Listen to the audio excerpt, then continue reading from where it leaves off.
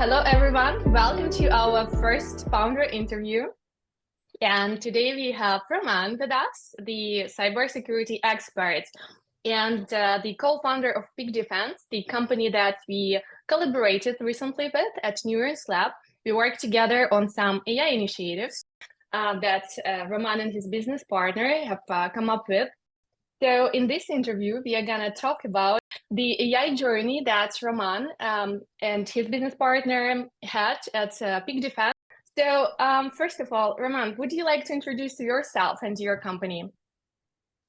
Yeah, I'm Roman. I'm doing this interview from Barcelona, where I am right now with my family. And BizDev is the company that we founded a few years back in cybersecurity, and we have been doing cybersecurity for a couple of decades or close to that, way before AI was what it is today. Helping companies to protect their assets, manage risks, and doing a lot of that as consultants. But we can talk more about that maybe later in the interview. What BizDev is now is, you can think of it as a James Bond for cybersecurity, minus the Austin Martin. Not bad. Yeah, where it's sort of your security guardian angel to help your team or you as an individual, if you're a small company, to protect your assets, to stay secure. And like I said, we started in the Baltics a couple of decades ago and been through many iterations and evolutions, and always been trying to scale the security expertise that we built and acquired, but that's really tough. Scaling anything that requires knowledge and people, difficult. I'm sure you know this in Neurons Lab.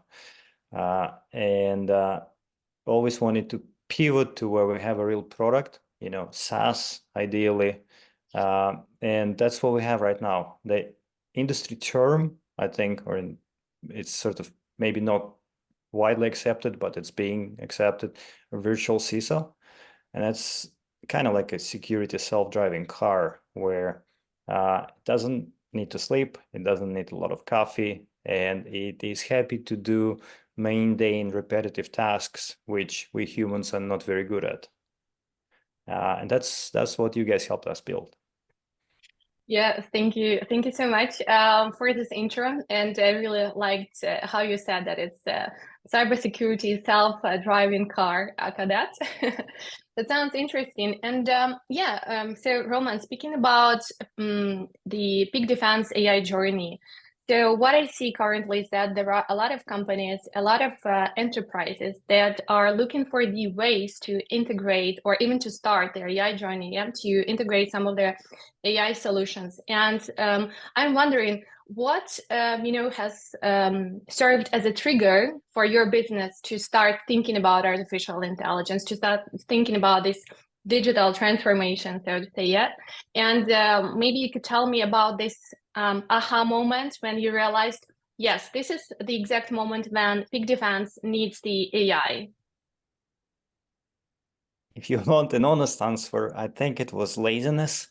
Laziness. We don't want to do all this consulting work that requires a lot of time to read documents and coming up with solutions and check requirements against controls. And information security or information compliance is quite regulated, sometimes overly regulated space, and it's a lot of very detailed work, and the stakes are really high. If you make a mistake, your customer might get in real trouble, or you can get in trouble. But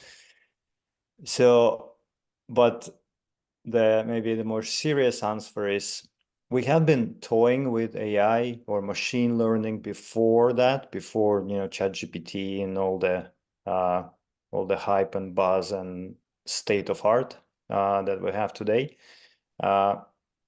and built a few prototypes years ago, which solved some of the problems, but never really went to the degree or extent that would enable this, AI self-driving CISO assistant.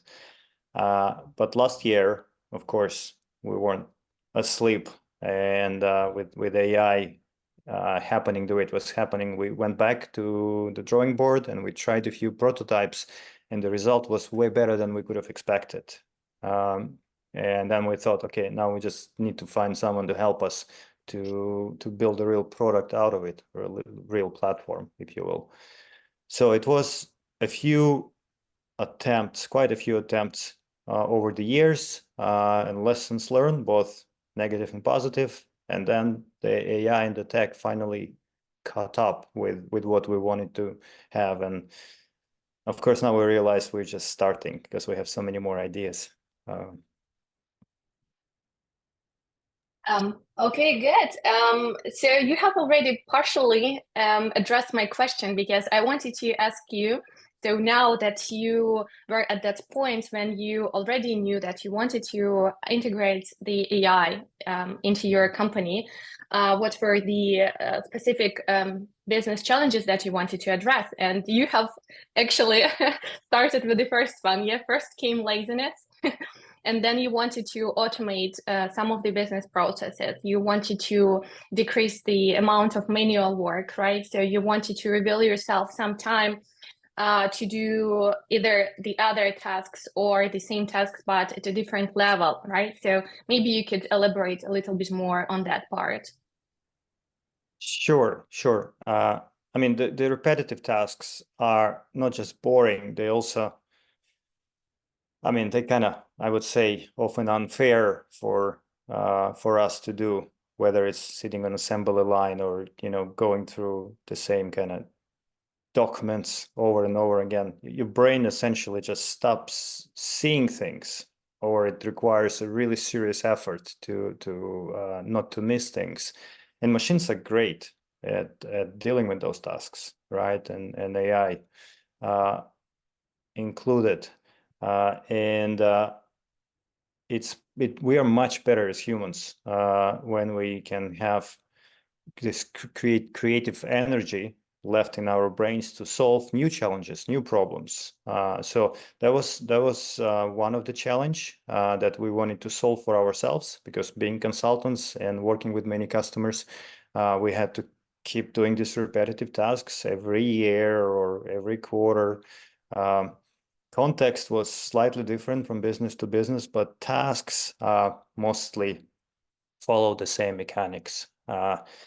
Then automating that and still applying the kind of higher level human thinking, I think, is part of the secret sauce. Just automating everything and expecting machine to solve all the problems for you, I think, is a bit naive, at least today. Maybe we will get there. But right now, what we see from our work, and also by watching others who we think are doing interesting things in this spaces, where you offload the work that AI does really well, or machines, and then you have a human interact with this or go through it and add I don't know, this kind of magic touch. If you have the right experience, if you understand the context, then you can really create value, right? It's like you have those dogs in airports that go and sometimes meet you when you land looking for drugs, right? Just relying on them is not enough. You need to have trained people with them, not to create problems, if you know what I mean. Yeah.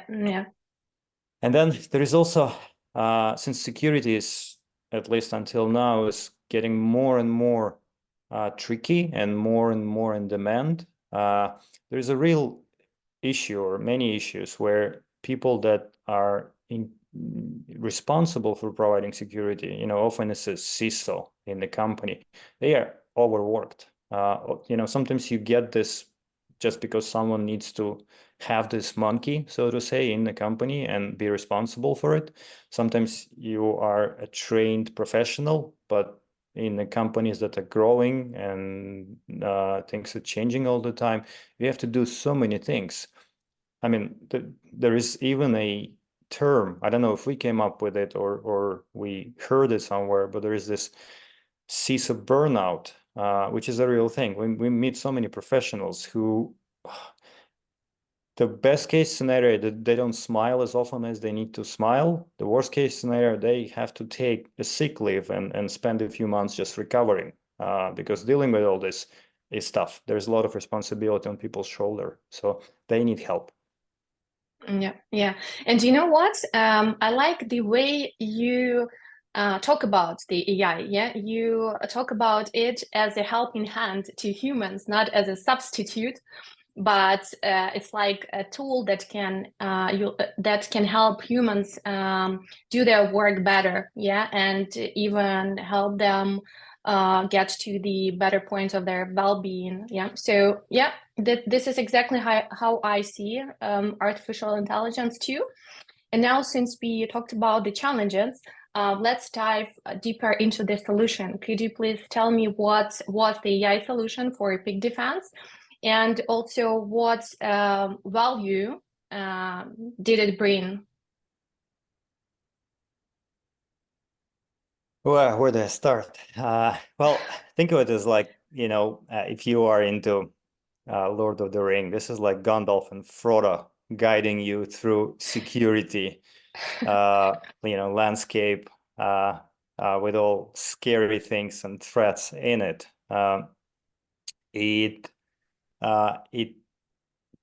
reads and processes a lot of information, and it's contextual. It's not generic, so it applies to your situation, to your business in real time or near real time. So it understands which threats are relevant, which risks are high, and it understands also which things you don't really need to overspend resources on, which is a big part of managing information security in general, right? You cannot focus on everything, just like in other parts of life. You need to focus on right things, because the price of focusing on the wrong things can be very, very high. Sometimes could mean business or people losing job or trust from customers or the market. So you need someone to guide you through this, and part of it is AI models, which know the requirements, but also in our case have the expert guidance, which we uploaded or downloaded, I'm not sure what the right term is, into those models, and keep expanding that part. And then because it's AI, because it's machine, so the repetitive tasks, the tasks that make our brains tired really fast, they're gone. And like I said, you can focus on solving creative problems, and not worry about forgetting things, because once AI understood and went through your context and requirements, it will keep reminding you, and it will keep an eye on what you need to keep an eye on.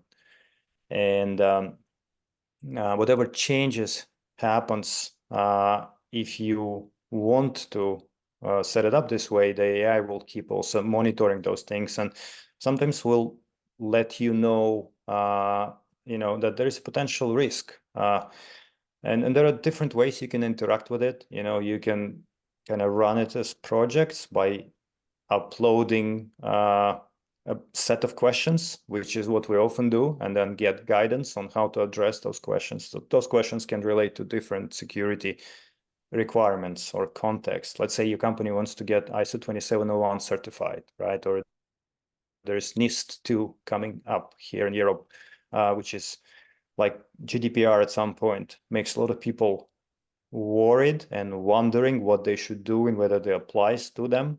Peak Defense AI is able to tell you and help you in really matters of a few hours, if not minutes, depending on how big you are, which is another benefit. It allows you to move through this much faster without risking kind of not noticing important things or skipping over important details.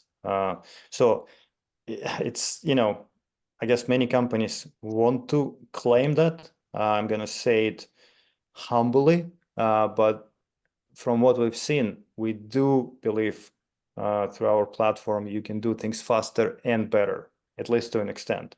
So you don't need to sacrifice quality over speed. Maybe we will hit the limit at some point, but we will deal with it when we get there.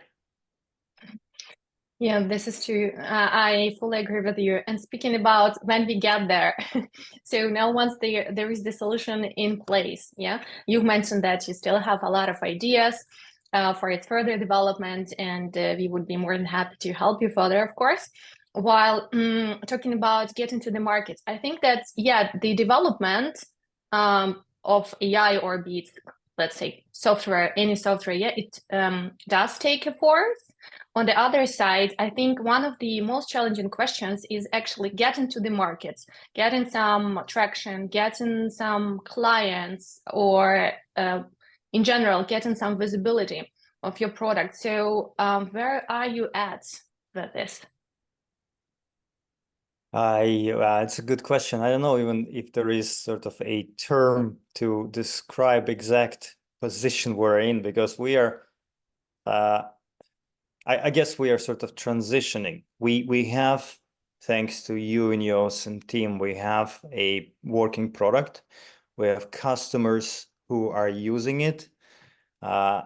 We are working on describing what we have, which is, I have to be honest, a little bit more difficult than we thought, to the market in simple terms that also resonate with different people, with CEOs, with CTOs and CIOs. So we're creating content and simplifying it so people can quickly find what's relevant for them and not get bogged down with a lot of marketing, speak and kind of SEO type of content. And we are every day, I think we spend time debating what should we build next, short term and long term, because once we build this first version with you and tested it ourselves and with a few customers in early pilots, we realized there's so much more things we can do. So, and this is also how I think we worked with you and how I see us working for the next few years, maybe forever. I mean, there is no, first of all, you make mistakes. It's not all smooth, right? You realize your ideas that you had, they are rubbish, and you have to kill them quickly. Maybe that's a cliche, but it's also true. And then you have to move fast for this, otherwise you burn your time and your money on things that are never going to be shipped to customers and never going to be used, and eventually you run out of both and also energy to do things. So we kept working with you in a very iterative process, for which I'm really grateful. And we keep working like this now, but not just in product development, but in the entire organization, figuring out what is the messaging and what channels we should use. Should we be recording interviews like this? Should we be posting on LinkedIn short format? Or should we be writing white papers or all of that? And I think this flexibility, and I guess you can call it beginner's mind, even though we've been doing this for a while, insecurity is the key, right? So the way we moved with you worked, and we're trying to move now internally the same way. And last but not least, we're also scaling the team.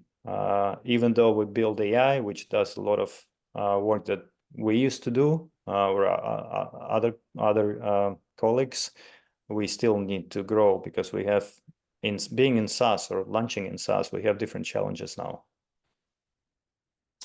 Yeah.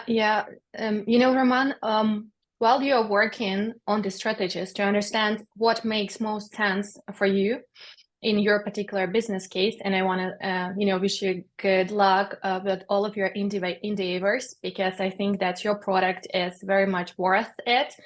I would want to ask you the following question.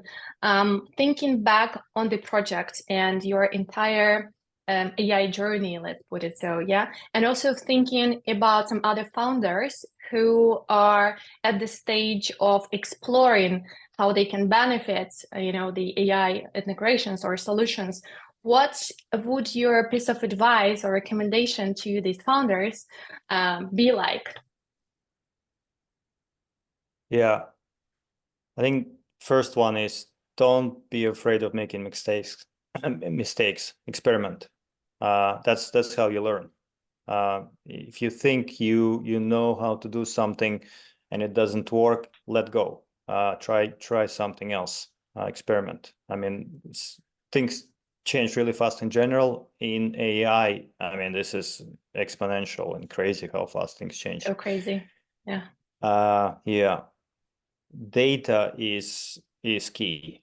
I mean, data is the secret sauce, is the crown jewel, whatever you want to call it.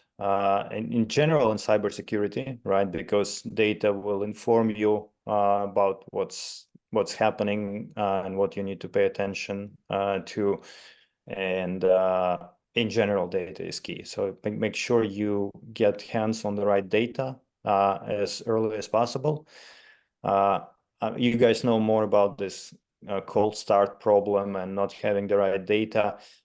It doesn't necessarily have to be huge volumes. This is what I learned. You can, if you work with the right people, you can actually have quite humble beginnings. And sometimes you can even synthesize data, the right data, but you need to have the right data. But don't be stuck and paralyzed if you think you don't have data. It's out there. You just need to approach it in the right way.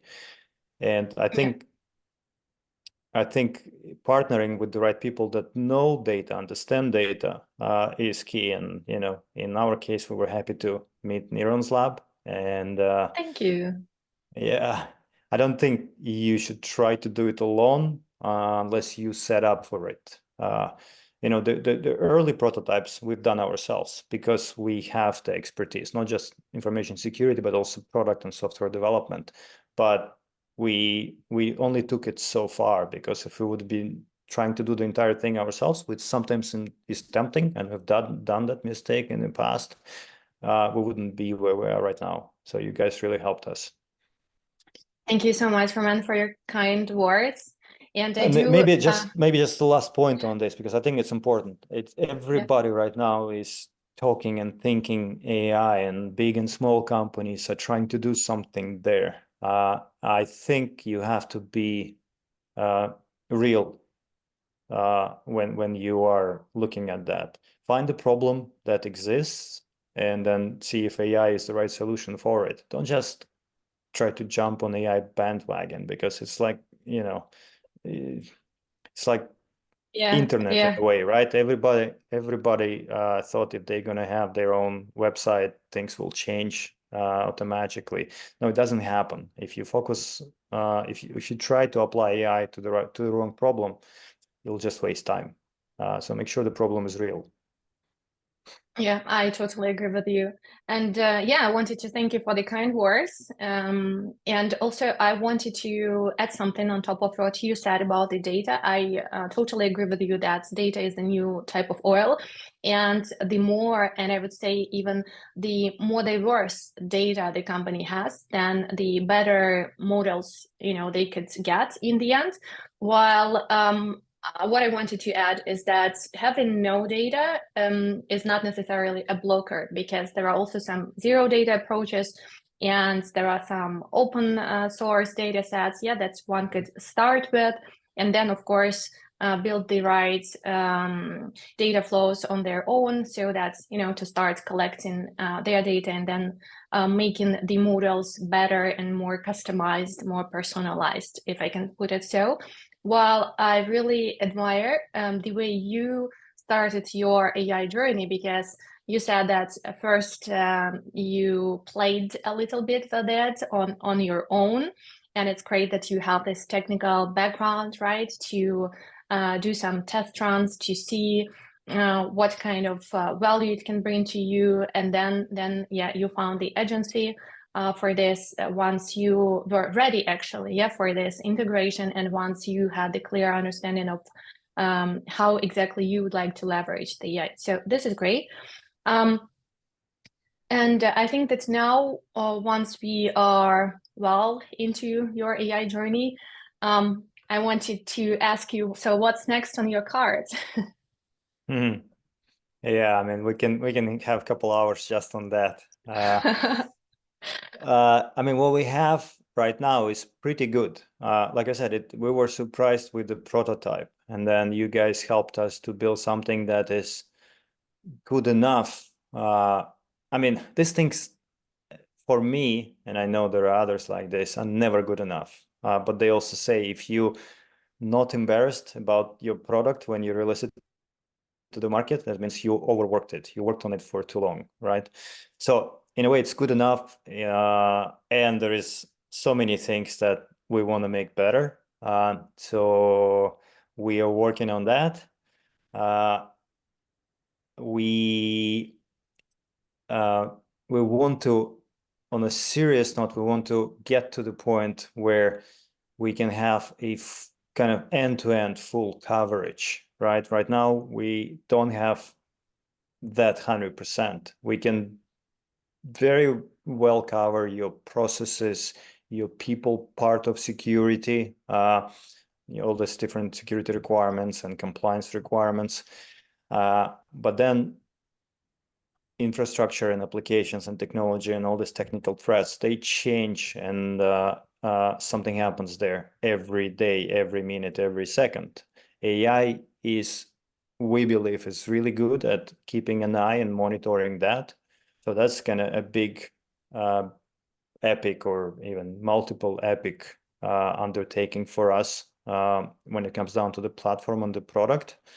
And if we get to the point where we can sort of have AI monitor and recognize threats before they become real, let's say, crime, minus the minority report creepiness, I think then we're going to be adding real value. And then once we're done with that, I think the only thing will be left is to make AI, teach AI to make us good coffee. And then we can just Yeah, live then our we'll add dream life. robotics part. Yeah. Then we can just sit and not do anything and have AI run security for all our clients. Yeah, but that's good to hear. And you know what? I find my personal inspiration in your story because I think the way you started with AI is really motivational. In particular, what I mean is that now you've got your hypothesis. Yeah, so there is the hypothesis that the AI can help your business, and then you don't go too much into that direction. You go step by step, meaning that now you've got the first version of the product. And yeah, it might be that you would want to develop it and stuff it with some other features, of course. But on the other side, you've got the GTM strategy. And what's most important is that you've got the first client. And this is a huge opportunity for you to test this product out and also to validate some of your hypotheses. Because I think it's a very important question to ask yourself whenever one starts some of their digital transformations, like, are we doing the right thing? Is it really gonna bring us some value? Is it really what we think? Yeah, or maybe it's gonna be something different. So I like this mindset of yours, experimental one. And also I like the way you approach this journey. Yeah. So you start small, then you test it out, and then you collect the feedback, and then you see if we, let's say, should move the same direction or there should be any pivots. So yeah, and I also hope that this information this interview will be useful and very inspirational to some other companies and to the other founders who are thinking about how to best start with their, AI initiatives or digital transformation. So thank you so much for this interview. I really enjoyed it, and I'm very happy that we did it. Likewise. It's always fun to chat with you, Lilia, and not just chat, but work with you and the rest of Neurons Lab team. And yeah, I mean, I'm looking forward to more things that we can do together. It's, as you know, a lot of things, a lot of balls in the air right now with go to market and continue developing and onboarding customers. I mean, we even have what I think you often refer to as a good problem, right? We have to kind of pace ourselves with bringing in new customers, so we don't overcommit and still can learn, because this first couple of dozen customers are really golden for us in terms of what they inform how things are working today and what we should do next. So it's a good time. It's tough. We hardly sleep, but it's okay. You know, we're grateful, lucky, blessed to be where we are, because half of half a dozen other things we tried didn't work, and this one seems to be working. Yeah, and thank you so much also for such great feedback on our work. We also do love working with you, and also I wanted to highlight this idea that you don't develop AI for the sake of developing AI, right? But there is, as you say, there is the good problem and there is the good solution. Let's approach it step by step and validate the hypothesis. And thanks a lot for sharing your story. And then I hope that we can keep on working in the nearest future once the hypothesis is, good validated. Thank Likewise, you. excuse me, thank you. Yeah, and if anyone makes it to the end of this interview, to this point, if you guys want to reach out to us on LinkedIn, just look for Peak Defense, look for me, and we're happy to, dive into more details, even, about everything that Lilia and I talked. We're quite open. I mean, there's some things that relates to our customers that we can't disclose and talk about, but everything else in our journey, we're happy to share with other founders and teams. Yeah. This is great. Thank you very much. Thank you. Then, wish you a good day ahead. Bye. Bye. Take care. Take care.